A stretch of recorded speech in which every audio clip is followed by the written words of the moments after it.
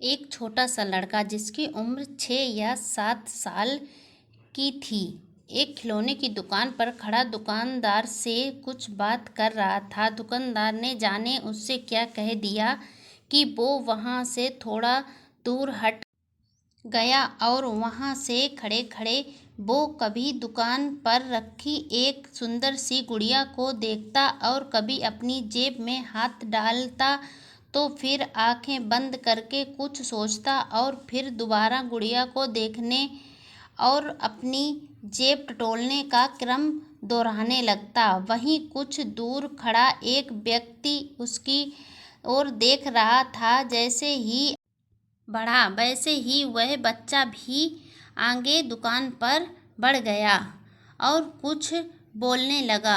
दुकानदार ने उसकी बात सुनी और उसे भगा दिया। दुकानदार ने कहा, जाओ यहाँ से, तुम यह गुड़िया नहीं खरीद सकते, क्योंकि तुम्हारे पास जो पैसे हैं वो काफ़ी कम हैं। वो बच्चा उस आदमी की ओर मुड़ा और उसने उस आदमी से पूछा, अंकल, क्या आपको लगता है कि मेरे पास वास्तव में कम पैसे हैं? उस आदमी ने से गिने और बोला, हाँ बेटा, ये वास्तव में कम हैं, तुम इतने पैसों से गुड़िया नहीं खरीद सकते। उस लड़के ने आह भरी और फिर उदास मन से उस गुड़िया को घूरने लगा। अब उस आदमी ने उस लड़के से पूछा, तुम ये गुड़िया ही क्यों लेना चाहते हो? लड़के ने उत्तर दिया, मैं गुड़िया मेरी बहन को बहुत पसंद है और मैं ये गुड़िया अपनी माँ को देना चाहता हूँ ताकि ये गुड़िया मेरी बहन को दे दे जब वो उसके पास जाए। उस आदमी ने पूछा, कहाँ रहती है तुम्हारी बहन?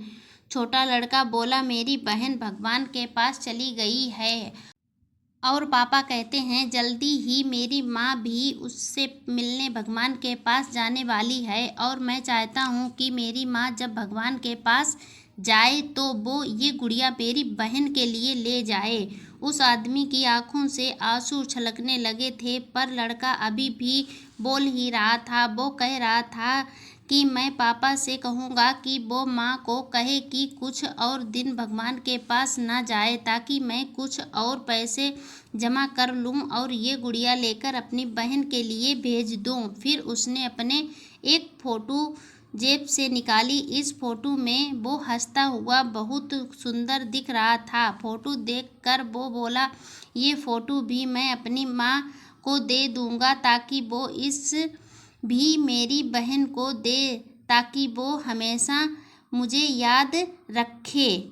मैं जानता हूँ कि मेरी माँ इतनी जल्दी मुझे छोड़कर मेरी बहन से मिलने नहीं जाएगी, लेकिन पापा कहते हैं कि 2-1 दिन में चली जाएगी। उस आदमी ने झट से अपनी जेब से पर्स निकाला और उसमें से 100 रुपये का नोट निकालकर कहा, लाओ अपने पैसे दो, मैं दुकानदार से कहता हूँ शायद वो इतने पैसों में ही दे दे। और उसने उस लड़के के सामने रुपए गिनने का अभिनय किया और बोला, अरे तुम्हारे पास तो उस गुड़िया की कीमत से भी अधिक पैसे हैं। उस लड़के ने आकाश की ओर देखकर कहा, भगवान तेरा धन्यवाद। अब वो लड़का उस आदमी से बोला, कल रात को मैंने भगवान से कहा था कि हे भगवान, मुझे इतने पैसे देना कि मैं वो गुड़िया ले सकूं। वैसे मैं एक सफ़ेद गुलाब भी लेना चाहता था, किंतु भगवान से ज़्यादा मांगने से मुझे ठीक नहीं लगा, पर उसने मुझे खुद ही इतना दे दिया कि मैं गुड़िया और गुलाब दोनों ले सकता हूँ। मेरी माँ को सफ़ेद गुलाब बहुत पसंद है। उस आदमी की आंखों से आंसू नीचे गिरने लगे।